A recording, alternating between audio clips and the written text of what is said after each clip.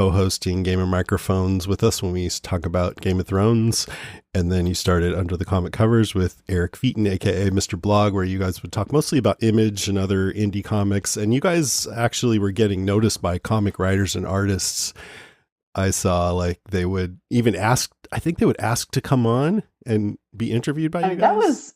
That was part of it. That was so fun. And when we would go to Comic Con and we would talk to them and like hang out, like literally hang out with, some of these creators. It was mind blowing, really. But I mean, Chip Zdarsky, he's like writing all the Marvel comics now. He's like, oh wow, one of their top guys.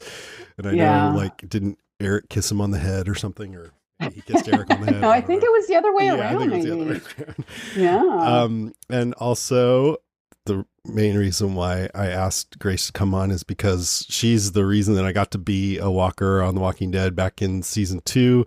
And you and I were there together for 12 to 14 hour days, mostly at night, filming the segment where the zombies storm Herschel's farm.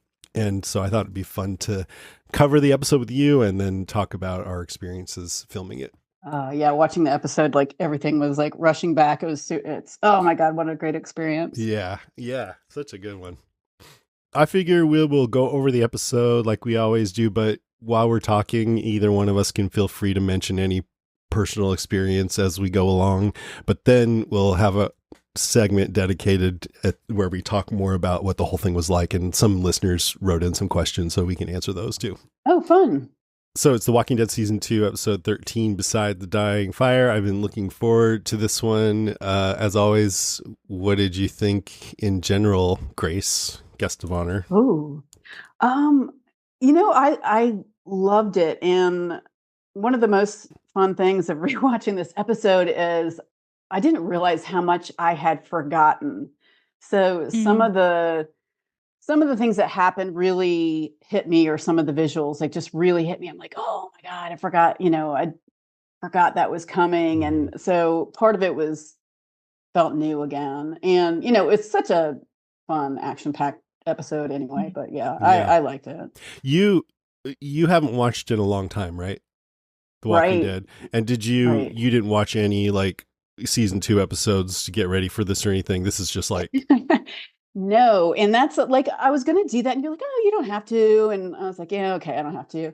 And then when I was watching, I was like, wow, that was a really bad idea for me not, because I really didn't realize how much, it made things fresh, but also I was like, wow, there were some things I was missing out on, I'm just trying to get a sense of where you are, because I decided a while back not to go back and rewatch any early Walking Dead as we went along podcasting over the years, because I wanted to do this rewatch and come to it after a long time away. So we have, of course, we're doing this rewatch, so we've gotten all the way through season 1 and 2.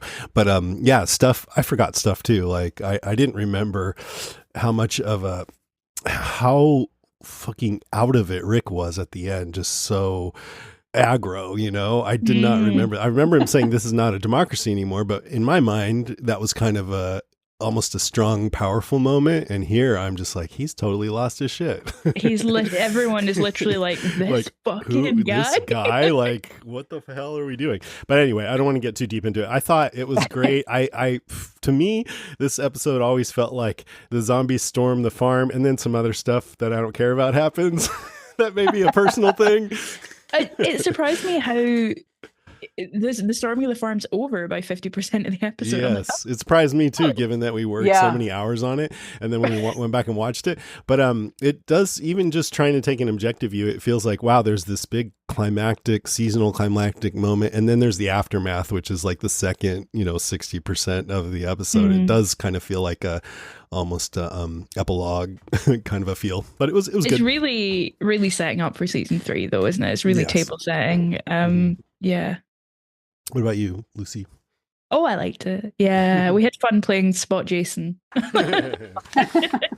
Peter's like, why didn't he just bite Carl? He was like that close. I'm like, I will ask ask that. I definitely could have reached out and grabbed them, but I didn't want to get fired, so I didn't do it.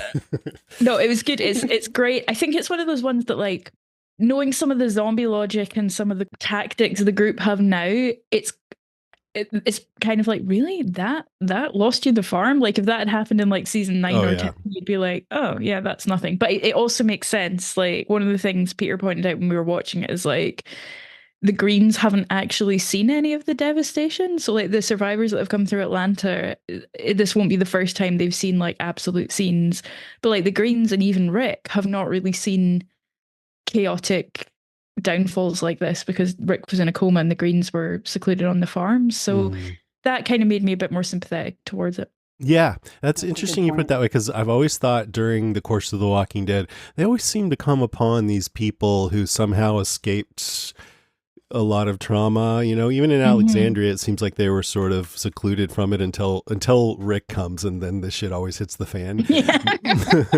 But actually, even Rick is like that a little bit. He escaped it for that month there, the main part of Yeah, it, he where did. Yeah. billions of people died. Hmm. So, Grace, then you just want to sort of jump in, and or do you have points to go over? I did write down some points, Why don't but you go first? okay. Well, and this is, I don't know if this is smack in the middle or not, but It's okay. one thing I really enjoyed this time watching was just the rise of Herschel. I Mm, was thinking of it as, and it's not, just because of his badass rifle with, unlimited bullets, but it was really his determination and his strength. And I feel like it's really was kind of coming out for the first time, or this is where I started to get invested in his character. hmm And I think part of it is that with TV Dale dying, TV Herschel's kind of gets to step into some of comic Dale's hmm Hmm. The characteristics, or he wise gets to old take up. sage, kind of. Yeah, Yeah. he's becoming more of that. But I just liked his, this is my farm, I'll die here, and even if that wasn't the greatest decision, he just had that determination and Hmm. for looking out for his girls and all that. And and he's funny because he's still Herschel and that religious guy. And you know and I think that's really also why I liked to see this, is because he starts off as kind of this crazy old man, but now we see more of the wizened old man come out. But we still have that Herschel. He's still true to himself, where Maggie's like, you know she says a swear word or something when they're on the road, and he's like, watch your mouth. Yeah. So I don't care if he it's the still zombie has that. apocalypse. Yeah. She says we'll be sitting there having our asses hanging out or something with our Yeah. asses hanging out. And he's like, watch your mouth.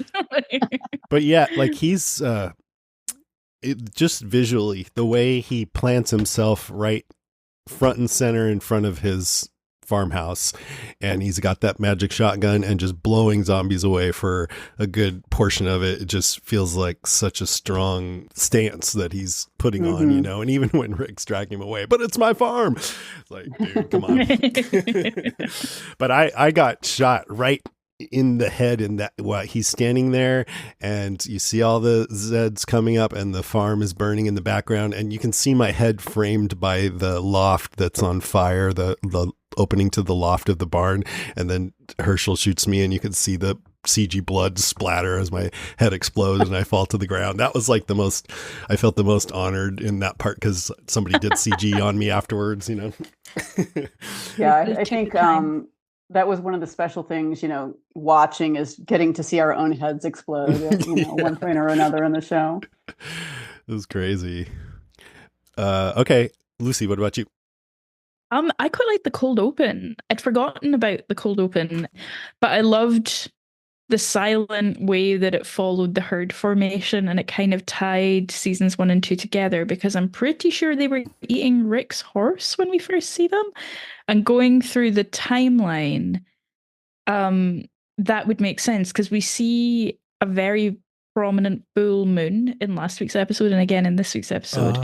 And as the Oh. zombies are moving, you see the moon getting bigger. Like there's a point where it's a half crescent moon and things like that. And I'm like, oh, that's actually quite a neat way Hmm. to Okay. track the time because Rick's been awake for about 3 weeks. So we're seeing, I think, 3 weeks of herd formation here. So they start Mm. by following a helicopter. Which Rick saw in, or at least he saw a Yes, he helicopter saw the in the start of that. series premiere. Yeah. He did. So then we see them start to follow that. We see them walking on the highway. We see them scattered in a field near the farm, and then they reach a fence, and sort of the dead mass collapses it. I think it says trespass, it's your ass, which is quite funny. I don't know if that's a Herschel sign or not. And we see them kind of dispersed. Maggie, in probably. woods at night with the full moon. Yeah. Herschel comes and censors it with like stars. He's like, you can't write that. And then the gunshot. So it's Carl shooting Shane that gets their attention. And then we see this amazing shot, the reverse of what we saw at the end of last week's episode, with Carl and Rick from behind and the farm in front of them. Yeah. And this herd coming towards them. And I think the introduction and Rick, Carl's like, what happened to Shane? Like, why did you? And then Rick's like, oh, thank God, there's a herd of zombies here. Yeah, I know. He's like, oh no, a herd. Oh, bummer. Oh, dang. I was just gonna tell you. I think like the introduction of herds as well starts to up the stakes a little bit. And we see, I think at the start of season 3, that herds, they start getting cut off from certain routes due to herds forming and things like that. So herds are something that are going to come back again and again throughout the show. And this is the first one that we see. And I like that we get to see how it comes to be. Is it herd or horde? I'd say herd. Maybe a horde. They call them herds. Yeah. A horde is more like, it feels like an active like group of crazy warriors or something, a horde of monsters. But herd is more like animals, you know, more mindless, I would say. I think that tracks. So yeah, for me, I thought the cold open was actually a nice way to sort of situate how did we get here? How did this happen? And it seems logical to me that over the course of the 3 weeks that could have come to pass and they could have massed together. So I like that they answered that question that they'd only just asked. Yeah, you just cleared it up for me, because I stupidly had just been thinking this all happened within a day or something. But no, the zombies took a while to get there.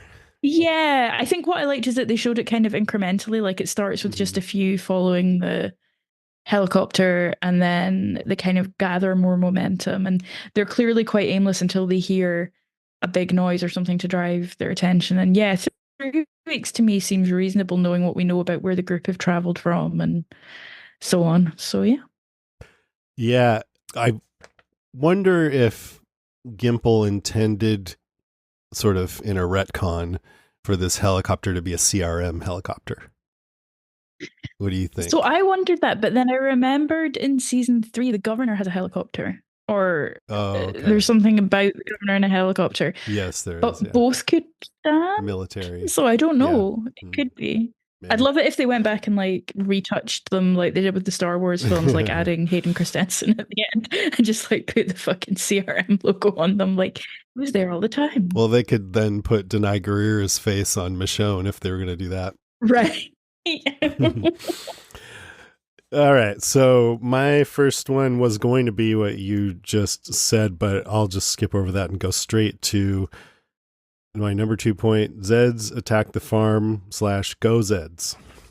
Because I'm on the zombie side. Yeah, we're totally on the zombie side.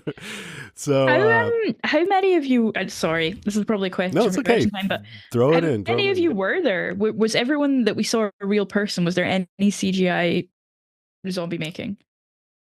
I don't think so. Wow. Right? In the not on the farm, I don't think. I think everybody was a real person. And actually, some of the people in the very, very back, they were in costume, but they didn't even have their face done or anything. Interesting. Some people in the way back. But there were CGI moments, because I was on the scene, I think it was the day before Jason got there, the one where they break down that fence. And they're in that horse field, and there was actually horse manure there on the ground that we had to step around, FYI. But when they show that scene from overhead, like those are CGI zombies. So you were there. I was going to ask you that. When they broke through the fence, you were one of those? Yes. And actually, like a split second before the scene changes, I like bump into the fence. I have like this really oddly black nose. So were you all, I mean, it was like a, situation like at a concert when everybody's trying to push up to the stage and they get squished together. Was it uncomfortable? It was actually semi-treacherous, because the ground was not even at all. there was the horse manure, and then on the other side of the fence, and they didn't show this, I guess it got cut, but they had these fake bodies just laying on the ground because I guess they were supposed to be trampled zombies, that there were so many, the forest was so huge that some were getting trampled. So we also had to navigate around those and not trip. So it was a little scary, you know. Yeah. I'm like, I don't want to be the one that falls and actually get trampled, you know. Right. There's like, well, there's one extra body. What happens? Yeah, I felt it was just a little treacherous. I remember one time when we had to go a little faster than normal and the ground was muddy and I was kind of slipping around, but I was trying to slip how a zombie would slip and not a person. And I thought I was going to fall on my ass. But then another time when we were all like, Glenn and Maggie were in the Hyundai and they had to stop at one point because all the zombies were right in front of them clawing at the windshield. And I was one of those. And we sat there for a while just waiting for them to do the shot and, you know, just kind of weird, just staring right at Stephen Yeun and Lauren Cohan sitting there in the car chatting with each other, right? And then we tried to like get their attention, rawr, they would kind of laugh, but they were cool. And then, but anyway, when the car drove off, like kind of sped away, I remember like Greg Nicotero was directing that little part, and he was all, "Oh, let's do it like this." He was really excited about it. He was just such a fan. But anyways, I was afraid that the car was going to run over my feet, but it didn't. Yeah. Because it was just kind of like they didn't give us any instructions. I'm like, well, I guess you should just take it for granted not to let the car run over your feet.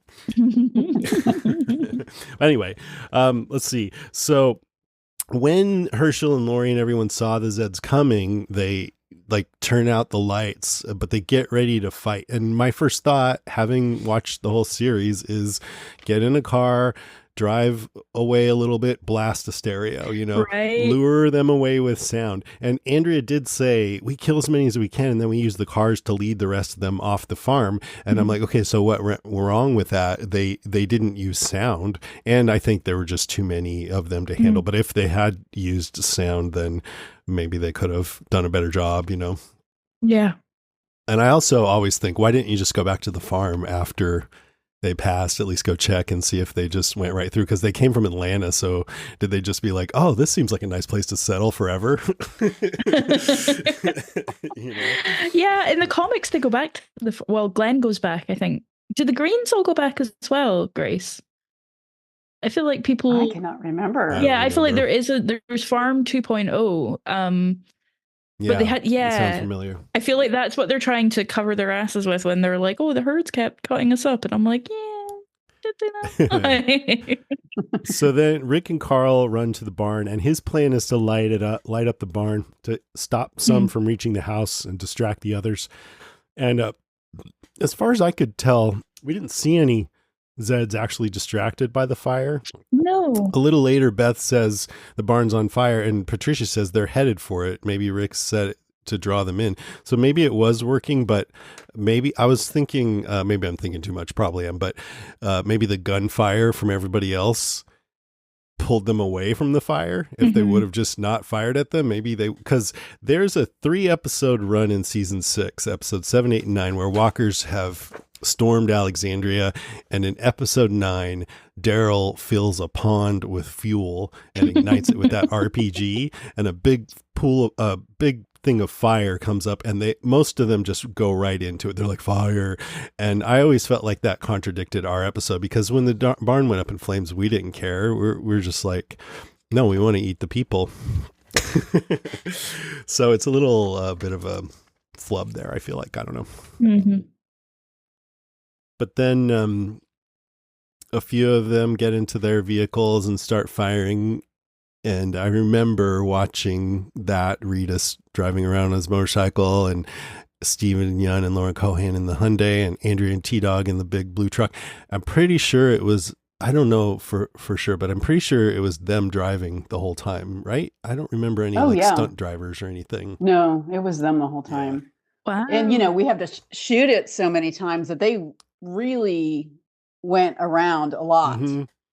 for like hours, it felt wait. like. And they Yeah, had for to like, I sure. remember like they were trying, because it was new, the show was new then, and this was like the first big herd, and they were trying to figure out how to get the right zombies to drop when you got shot. And I think they gave us all numbers, and they would scream out a number 5, but then 2 zombies would drop because somebody forgot their number. And so I think they just ended up started pointing at us. That's what I remember, but I don't know. Yeah, and I think it was, or what I remember, and I don't know how accurate it is, but I remember it was kind of like, and maybe it just got to this point where we would be walking forward, and if you see the gun pointed at you, in your general direction, you just fall, Yeah. you Mm. And fall. it did make a sound when it fired, right? It was like blanks. Yeah, Yeah. yeah, I Back think then it it did. was, yeah.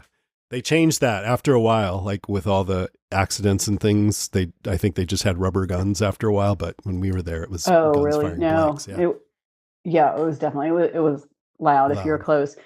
But the part about that, and I don't know how much we should talk about I know, huh? our experience right now, but like because they were going to burn the barn, they had hosed down, the fire department had hosed down the entire surrounding area because it was like tall grass and all that.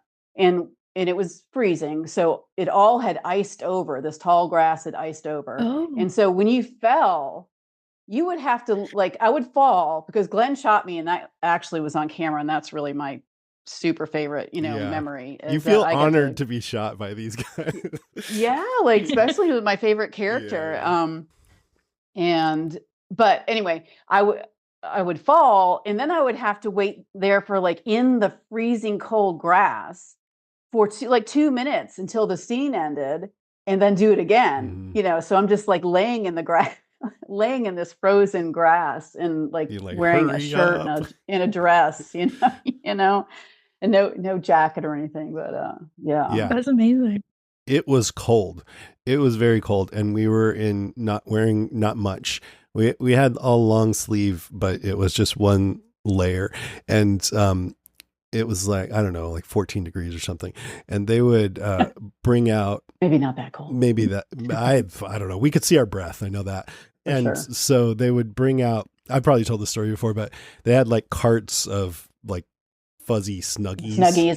and they were Aw. kind of bright colored, and we would put them on in between shots, right? And I remember one time when you and I were talking or something, and then they said background, which means we're filming, go, and we had our snuggies on. We're still wearing our We're like, snuggies. oh shit. So we're like, I just like pretended to be a zombie in a snuggie. And I don't know what happened with that. It's got to be on camera. Like, oh, what are these 2 idiots doing? Yeah, who knows if it's it so if it made it in, but That that would would be be hilarious. so funny. But I remember, and this was another time. This because when I was in prosthetic, one night I was in prosthetic makeup, and so I was a little closer up to the front, and that was the night I got shot.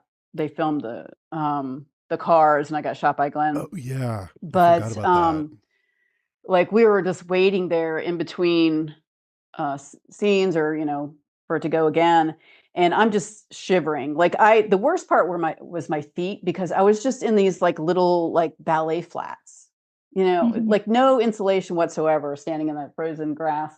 And I don't have a snuggie because there wasn't enough for everybody. And Greg Nicotero comes over, and he's like, why don't you have a blanket? You're cold. And he's like rubbing my arm.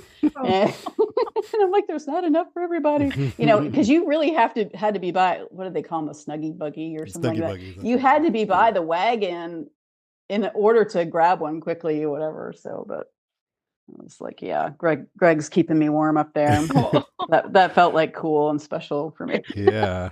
Yeah, and I remember we used to the farm, it was just beautiful at night. The house was Mm. beautiful, and they had these big lights high up that would Mhm. shine down on it and just make it feel like a special place.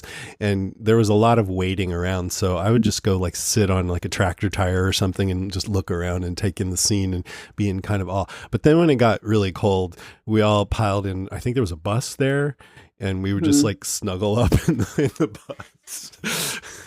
That's 'Cause amazing. there was I remember one time, because it got to be, they sort of had to ask who wants to who wants to come out of the Yeah. warmish bus and And get work? killed. And I was like, I'm dead right now. I need to warm up. But you went out. You were like a trooper, Every and time they you asked for volunteers, I did. yeah. And so that's why, if you know where to look, you can see me in about 5 or 6 different places around the Mhm. farm. That's incredible. There were about 100. I think they called in 100 extras. Yeah. And how If I long were you? remember right. Actually, that's no, I'm right. going to save my questions. I will hold my Okay. questions. Yeah. Let me go. Okay, Let me. yeah. Okay. But jump in, you guys. If I was just going to go through this whole battle. Yes. Is that too much? No, Okay. that's perfect. So, Jimmy was trying to save Rick, and he thought Shane, which Daryl told him, go to the barn and get them. And he Mhm. drives the RV over, and poor Jimmy was zombie fodder. And James McCune is the actor, super nice guy. He ended up coming to Walker Stalkers, one of the nicest ones. But I remember that night hearing his screams coming out of that RV. It was chilling. Well, according to IMDb, he is phobic of being eaten alive. I'm a bit like, Yeah. is that a phobia, or is that just like a normal fear that we all have? Right. Apparently, I think that's his according- worst fear. You know, he said. according to IMDb. it was Before very or difficult. after? Before, I mean, like he Okay. thought about it. That's what I always heard. Like, so he Oh. could really draw on that. Like, of course, no one wants to be eaten alive, but he was a person who apparently had thought about that. I'm just imagining a chat with his agent, and they're like, "So they want you for this show, Jimmy. It's called The Walking Dead." And he's like, "That's great. Will I be eaten?" And they're like, "No." And he's like, "It's a zombie show, though." They're like, "Oh, no, you're His fine." agent's like, why do you ask that before every role? Yeah, no. This guy, am I right? And he went down in a massively gory manner too. I mean, Yeah. that was a good gory scene. Poor Jimmy. That moment where Rick looks with Carl, it's just like with blood, and Rick's like, "Yeah, he's gone, bye," and then like Yeah. walks off. I'm like, "This is great. I love We it." got it. And What was his name again? James Allen McCune, he starred in the Blair Witch reboot too in 2016, but I don't Did know he? if he's been working much. I don't know lately. Huh. Yeah, he was good. So then Herschel's there firing off rounds with what became known as his magic shotgun. And there is a scene of him later frantically trying to reload, and there's a walker about to eat him from behind, and Rick shoots it. So I guess the magic shotgun only needs reloading when it's most dramatic. But Yeah. during that scene, I was actually coming up in front of him, but it was off camera. And I remember I was going too fast. I couldn't, I was so excited. I just couldn't go slow enough. And I remember him saying at one point, I can't reload fast enough. Like I was going to get him before he could reload it, because he was actually reloading it, and Scott Wilson's like, you're too fast. I can't reload it. Slow fast down. enough." I'm like, I'm sorry.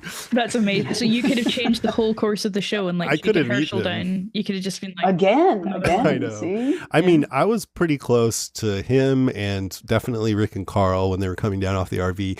Also, Shane, I mean, not Shane, Glenn and Maggie, except they were safely in the car. And then I was right next to the big blue truck too that T-Dog and Beth and Lori were in. Lori was just right there on the other side of the windshield. I mean, the window for me. "That is wild." And then Daryl, well, gosh, Patricia gets snagged when she's holding Beth's hand, and poor Beth has to suffer another loss. And then a bunch of Zeds swarmed onto her and started chowing down. And I didn't get to grab her, but we chowed down on this like dummy on the ground that was supposed to be Patricia. Excellent. Yeah, I was right there. I was right there too. Mhm. And then Daryl ends up riding off with Carol, which I thought was cool. Just we were watching their budding friendship over the course of Yeah. this, and he's like, "Come on, I ain't got all day." And but we didn't really talk about why Daryl went from being all pissy and not wanting to be involved or help to being a team member again. Was it just because he saw that Shane's status was going down, or he just needed a couple of days to process or something? Dale told him he was a good man, which Okay. galvanized him a bit. And Okay, I think yeah. Rick, trusting him to go out on point with him and thanking him for shooting Sophia, I think he's just ready to step up into the mix. Or he's just a chaos merchant. Mhm. Like, both can be true. Yeah, when the shit really hits the fan, maybe he's there. Did you, by the way, Grace, because when I came in, we were filming this, but we hadn't seen we hadn't seen Sophia come out of the barn yet, because that hadn't aired yet when we were filming this. And so the extras were like, oh yeah, Sophia was in the barn. I was like, what? So I got spoiled. We both got spoiled on that. But I then after that, I was trying not to get spoiled on anything else. But I did notice that there was no Dale around and no Shane around. But did you know the details of anything else? I did know about Sophia. I can't remember about, I think it was the same with Dale. We just kind of noticed he wasn't there, so it was obvious that he was dead. Yeah. And like as far as Shane, we kind of knew that coming because of the comics anyway. So yeah, figured. I think we just assumed that was going to happen this season anyway, because it was really well. I can't remember what episode it was, like in November, what had come out, like. So I can't remember how far behind we were, but I think as comic readers, we kind of assumed Shane would go sooner than later. But Dale was definitely, I think, a surprise. Yes. Yeah, that would be. And I was bummed because I was like, my view of this show was very much colored by the comic in a way that it's not now, because I've forgotten most of it. So I see things differently. Like I'm a little more annoyed with Dale now than I was back then, because I liked him so much in the comic. But anyway, I mean, that's about all I had for the fight, the zombie fight. Very good. Yeah, and I don't know if you mentioned this the first time, but like when we were filming, they did have Herschel reload several times. Like he was reloading, they just like that just ended up on the editing floor. So which is kind of, I don't think they realized that how much of a joke that was going to become. In defense of the writers and whomever, but I'd forgotten that, but it makes sense, because when you watch it, it's pretty ridiculous. It's like more boring unless you said like it's imminent, he's an imminent danger, Yeah. So what else, Grace? Your turn. Oh, is it my turn again? Anything else? I think just the visuals, like and that's, I think during this rewatch, what I really hit me is just how gorgeous some of it was, and or just how cool, just kind of like at first, I think the first thing would be like that zombie cam like view when you're kind of, it's us looking out at Rick and Carl from behind, and you see the house and everything. That's just such a cool, because we know what's coming because we just saw this herd forming, but they're yet to it's yet to turn around. And then like the barn burning, and I think it was kind of even like this like kind of slow-mo, or is that just in my head? But it's like slow-mo and they catch it falling. I think it's slow. I do have a question about the barn that I feel is relevant here. Oh yeah. Did they really burn? Did they build something to burn? Because it looked really real. It didn't look like the fire was fake or anything like that. Like, was that for real a barn on fire? It was. Well, they built the entire barn just to burn. Oh my goodness. There was no barn there before filming. They built that barn with the intention of burning it. Oh my gosh. And the whole time we were filming over there was some kind of controlled fire inside the barn, so you could see it coming through the windows. Of course they had the scenes inside the barn when Rick brought the zombies in, which I forgot to mention. That was really cool too. But then when they lit it on fire at the end, I think they may have added a little bit of CG to make it a little bigger than it was, but it was pretty big. And the thing I remember the most is we were like, oh, this is so warm.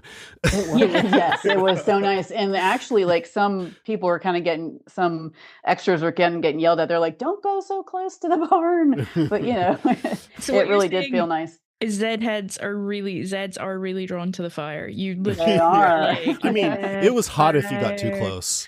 It was like, and not even all that close. Like if you were, because it was such a big fire. It was. You didn't have to get that close for it to be too hot to handle. But when you were just the right distance away, it was such a relief. It was a pleasant warmth. Yeah, and they had the fire trucks there, off, there in case anything went awry. And then I remember as it started to fall, I think like Nicotero or somebody's like, oh, let's get another shot so we can get it. Run out. So we ran Yeah. out there like super quickly to do it one more time. Because we thought we were done. That's amazing. It was, I mean, that was perfect. That was so awesome that they were able to catch that on camera. It was, the visual was great. And then the last one that I kind of had written down is just, and I had completely forgotten about this, is just when they kind of show off into the distance and show the lovely CGI prison.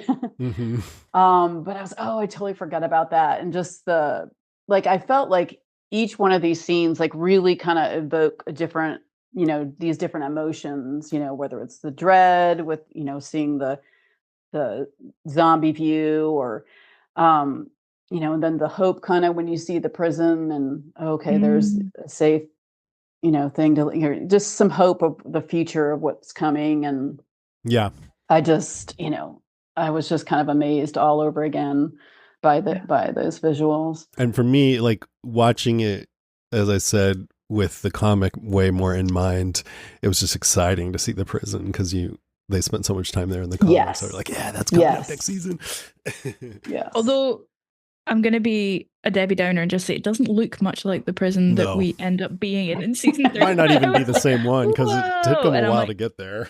It looks very comic accurate, but I'm like, oh, it's because they hadn't built it yet at the studio. No, it's but like I forgive it because it's such a cool sweeping shot and it's such a cool taste of what's to come that I'm like, it's fine. You're right, though. Yeah, looks like a whole different place. All right, what do you got next, Lucy? What have I got next? Well, I had a whole rundown about the fall of the farm. It's always such a shock at the start of this episode when you're back in the house and everyone's worried about Randall because it feels like Randall's like a lifetime away. So everyone in the house is worried about Randall coming back. I'm gonna name it and say I don't think Norman Reedus gives his best performance when he comes back and he's like, oh yeah, his neck was broke. Shane's no tracker. I'm like, oh, this isn't great. And I like Daryl. I like Reedus, but I'm just like, oh. What stood out to me is because he develops this gravelly, sexy, whispery voice that he uses all the time. And it stands out so much these early episodes because he's like, yeah, it seems like a good time as any. he's like, Shane wasn't there. And I'm like, oh, okay. But I did also notice a sweet moment where Laurie asks him to go out and check they're okay. And rather than saying like, fuck off olive oil or whatever, he's like, I will do that. So I love the awkward conversation with Carl and Rick where Carl's like, were you bit? What happened to Shane? And Carl's like doing what like all kids do, which is try and construct a narrative to make sense of what he's seen, like telling himself a little story.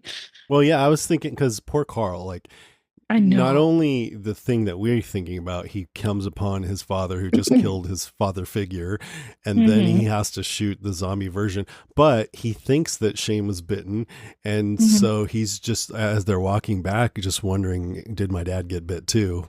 Which would totally be the thing to wonder. Which, because no one knows at this point. Yeah. And so it's Daryl that says he thinks the herd's going to rip the house down because they do say, don't we just batten down the hatches? And he's like, no, unless there's a tunnel I don't know about.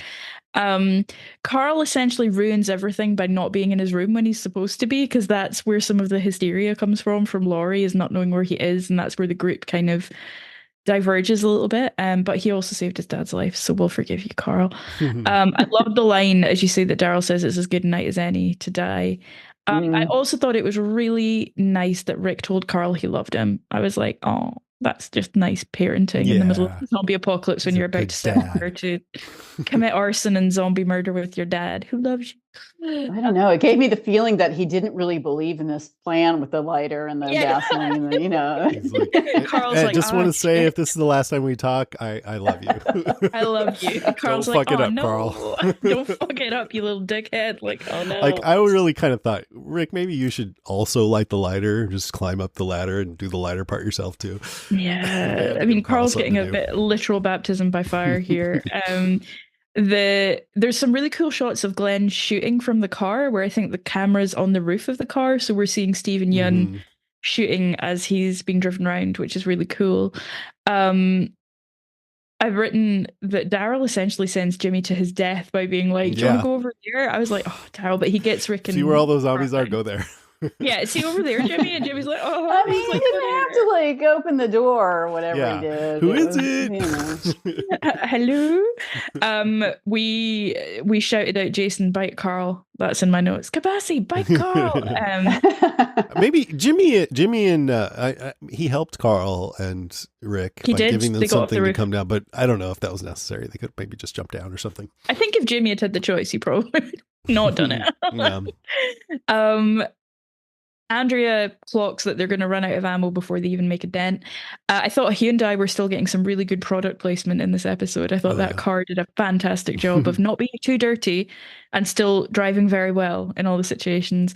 Carol talks Laurie round about leaving without Carl, and there's this moment where Sarah Wayne Callies is standing on the porch and just kind of screams, "Carl!" And I think it's one of the best Carls that we get in the show.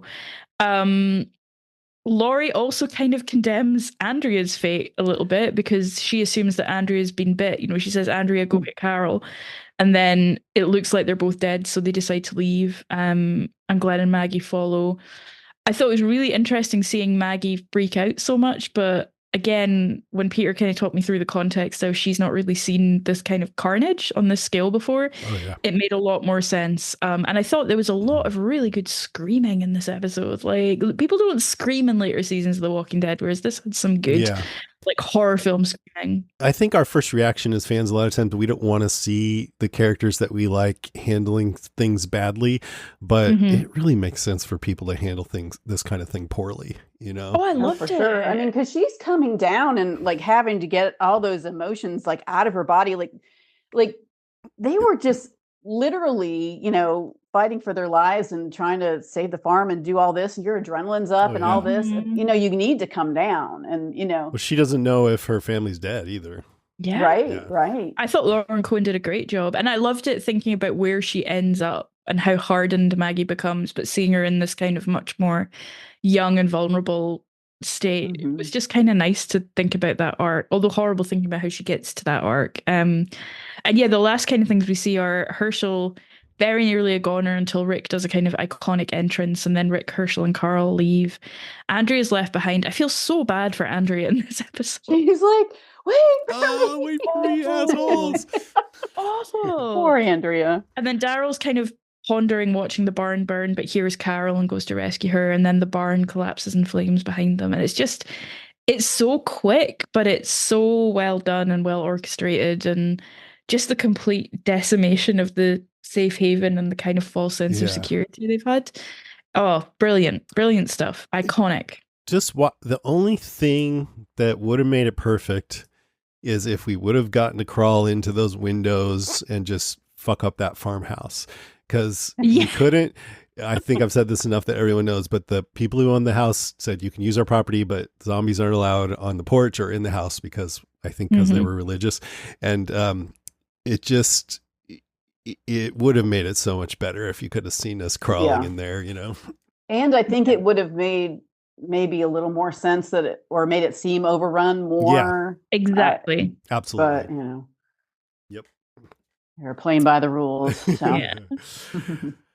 All right. So my next one is the aftermath, which is, I mean, it really hit home this time that this whole season, like their safe space has been wrecked, Herschel's farm, and they're like ants scattering when someone stepped on the anthill.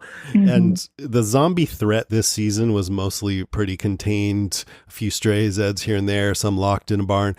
For the most part, they're like a potential threat or a looming threat than an actual threat, except for Dale, but beside that. And then there's Randall and his group, which is also most of the time more of a potential threat or a looming threat. So most of the conflict and instability this season comes from the disagreements among the group leaders, Rick, Shane, and Herschel, on how to handle these threats. And so aside from the conflict within their own group, they've mostly been in this calm temporarily safe confines of the farm. But now that ends. They're confronted with the reality of the Zeds. It throws everything into disarray. It kind of, I mean, this, I don't want to trivialize this, but it reminds me a little bit of September 11th, where it's like, oh shit, we can actually be harmed. And then you start to panic, like, oh wait, reality isn't what I thought it was. There's potential danger. And they all have that vibe, like, what the fuck do? We got to scatter. I don't care about anybody else, or no, we got to go back. And they're just all sort of panicking, you know? And Carl wants to go back and try to get his mom, and Rick doesn't want to, and Carl's disgusted by that. And I did sort of think, wait a minute, Rick, aren't you the one that wants to go charge into danger all the time? Is it kind of funny that the one time you don't is when it's Lori? But I guess he wanted to wait there. He thought she would be back. I don't know how to tell you this, Carl, but your mom's a write-off. And then T-Dog does. I thought it was so funny. He's like, I got these two women. Let's just get out of here. Yeah.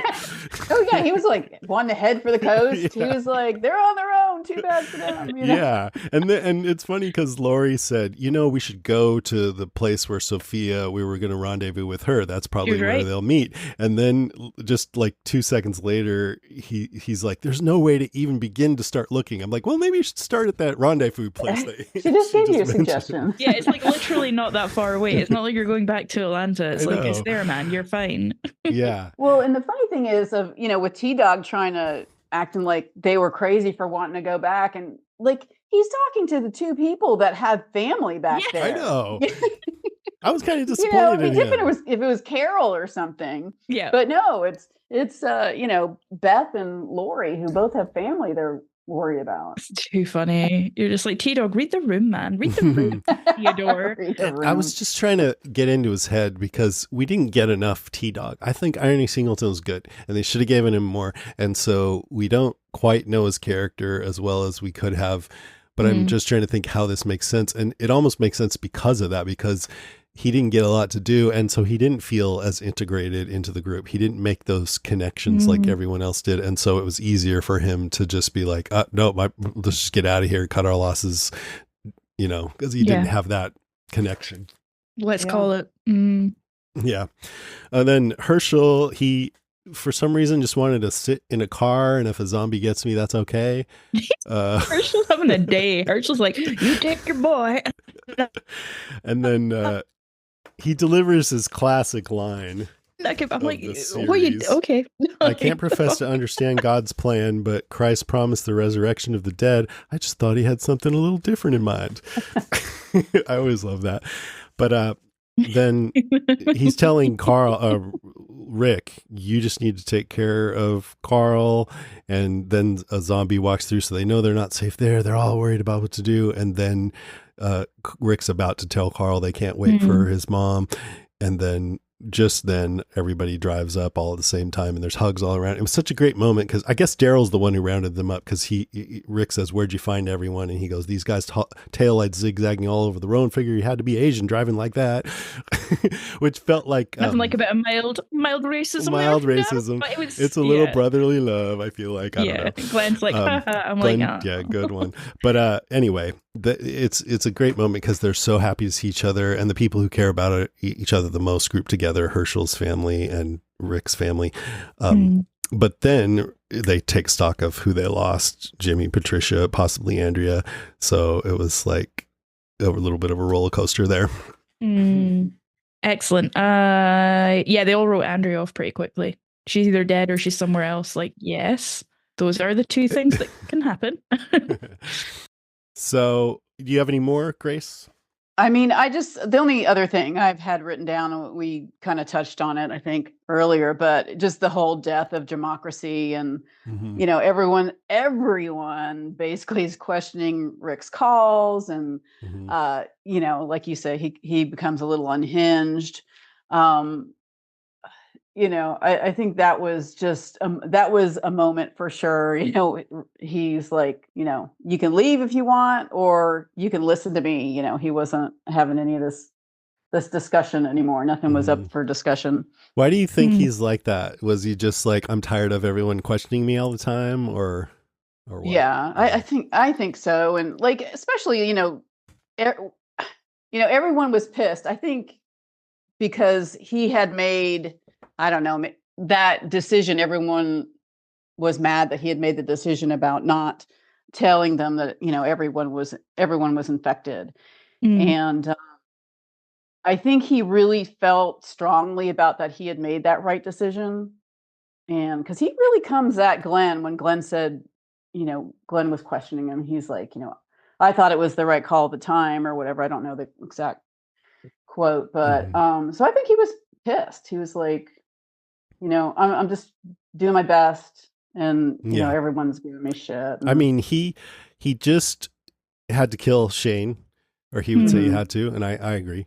But he didn't want to have to do that. And the zombies just stormed the farm, and that was quite an event to go through. So I could see being kind of fucked up from all that. Then when he told Lori that he killed Shane, she doesn't even want to have anything to do with him. Carl's kind of disgusted with him. So I think, he's just at the end of his rope, Understandably. Yeah, it really does feel like that. It feels that,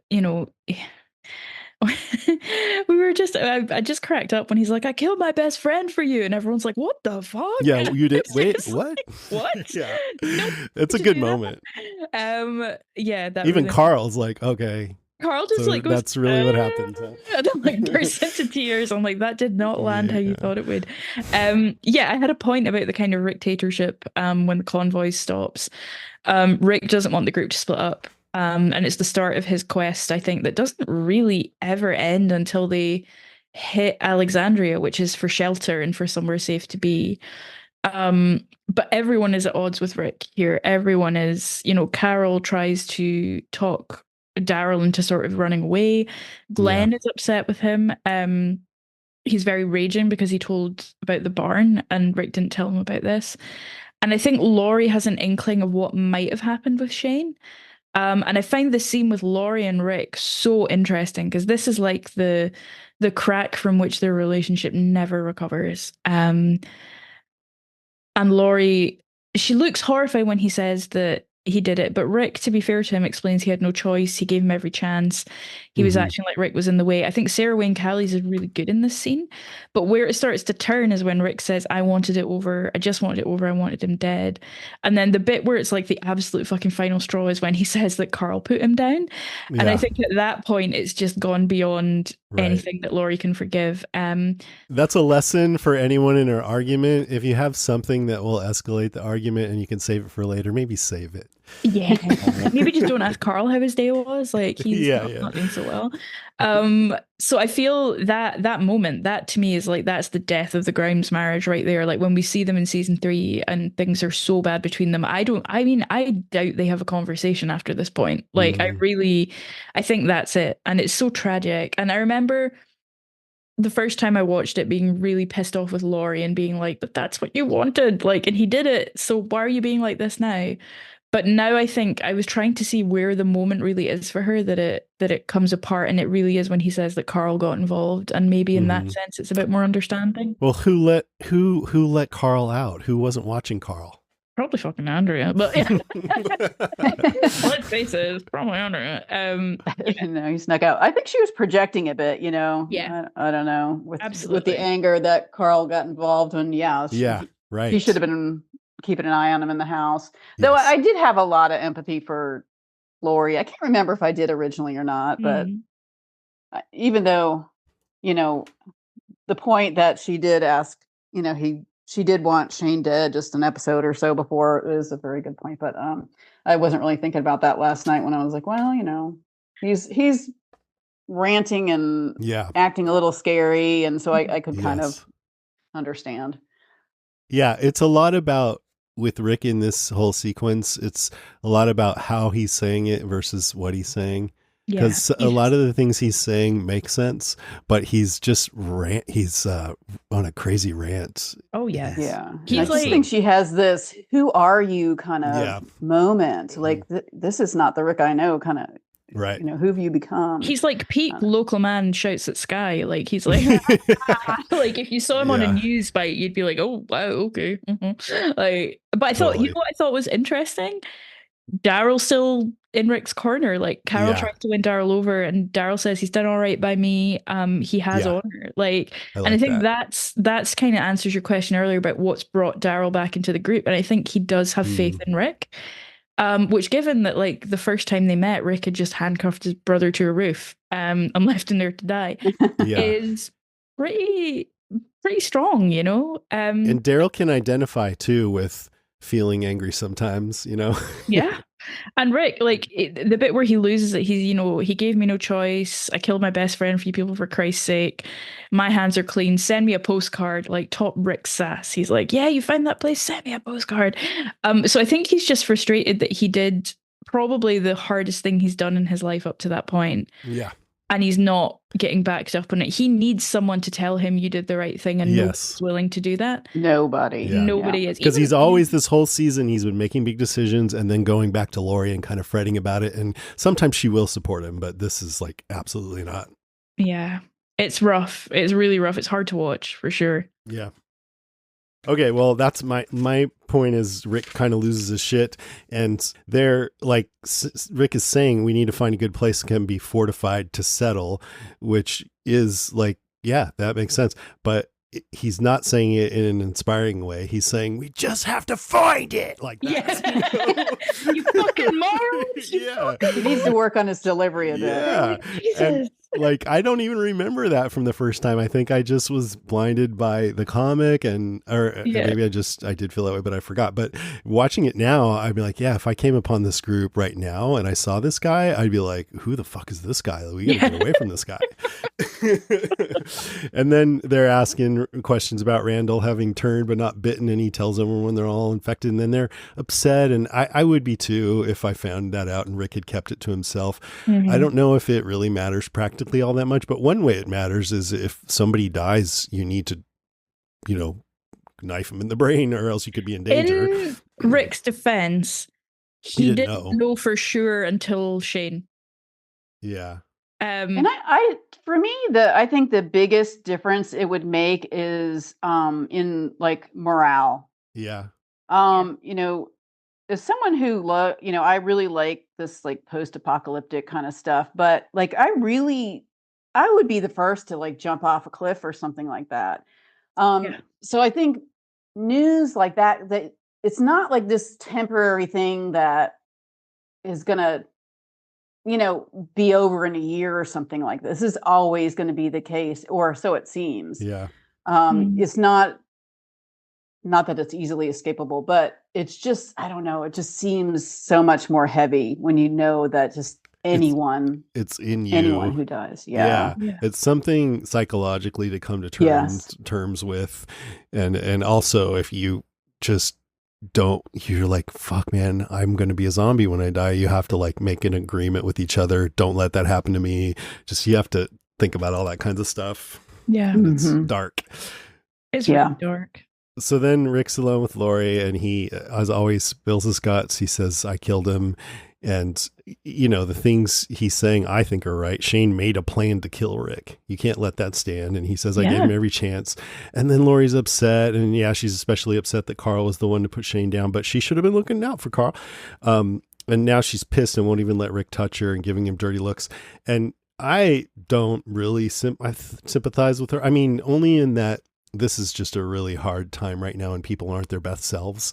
But Lori said in episode 9, you know, when he found out that Rick killed those two guys in the bar, Tony and Dave, you killed the living to protect what's yours? Rick says, that's right. Shane thinks I'm his. He thinks the baby's his. And he says you can't protect us, that you're going to get us killed. He's dangerous, Rick, and he won't stop. So it sure sounds like she's telling Rick, you killed someone to protect us from danger. Well, Shane's dangerous. That's what it sounds like. Yeah. Right? So then to have this reaction feels like such a betrayal. And I don't know if it's inconsistent writing or, I mean, she's kind of flip-flopped all over the place with Shane, like lashing out at him one moment and then asking him to stay and not leave the group and apologizing to him and then telling Rick he should kill him. So it could be that she still has feelings for him, but she's trying to repress them and just kind of all over the place. I don't know. It's sloppy. I think it is a bit, the writing. It's like a contrived way to set Rick off in this moment, maybe. Yeah. Maybe. Though, life and love is kind of sloppy too at times. So it's true. You know what? That's very true. Yep. But the way she like pushes him away, man, it's like oh my God, it's brutal. Like it's really you feel brutal. it. Yeah. Yeah. Like she is disgusted, like, oof. Yeah. I feel like Sarah Wayne Kelly has been in that situation before. She knows how to play it. So they're all deciding whether they should follow Rick, and Carol's like to Daryl, we're not safe with him. Keep something like that from us. Why do you need him? He's just going to pull you down. And Rick's like right there. He's like, I can hear you. And then Daryl says no, he has honor. And then they hear noise and they're panicked and freaked, and Rick's like, no one's going anywhere. And Carol's like, do something. I am doing something. He's just screaming, I didn't ask for this. I've killed my best friend for you. And they're all staring at him, and he compromised. You know what he's like, and that's true. He compromised us. He threatened us. He's good at sort of boiling it down. He staged the whole Randall thing, led me out to put a bullet in my back. He gave me no choice. He was my friend, but he came after me. All true. But he's not saying it calmly, and he should be. Like, he should just, if he just said, you know what he's like, he came after me, he tried to kill me, but he's like, hey, and here's the thing, what I think. And then he's like, this is not a democracy. If you think you can do better, there's the door. Like, I feel like most of the time, Rick, and this is just my opinion, but he's not a man with a lot of ego about his decisions and stuff. He's just trying to take responsibility for everyone, protect everyone. But when people complain, it rolls off, or I don't know, he doesn't seem like the kind of guy that's so defensive. But here he's very defensive, and he's Shane. Like, I think that's the point of this, is that he's taken on characteristics of Shane: erratic, aggressive, ruthless, a hothead, and domineering. This is not a democracy anymore. So people like listeners and fans would often say Rick takes on the characteristics of the people that he kills or that he goes up against. And I sort of thought that was a cute idea, but I didn't really think too deeply about it. But here it does feel like that he's really taking on Shane's persona here, to me. He's just a man on the absolute end of his tether, isn't he? He's just that absolutely like, and doing something that literally ripped his heart out, and then having people be like not impressed or even willing to be like, yeah, that makes sense. They're all just like, what? I think a little too much came out at once for for everyone to handle. It was an ugly scene. It was a bad scene. For sure. And then so Grace, you said when they see the prison, it's like hope, and I think that's how I saw it when I first watched this. But here there's also a hint, I think, of, because he's just now saying, you guys think you can do better out there, go on ahead, but if you're gonna stay, then it's my way. It's not a democracy. And then they show this prison, and maybe that's like a metaphorical prison that they're finding themselves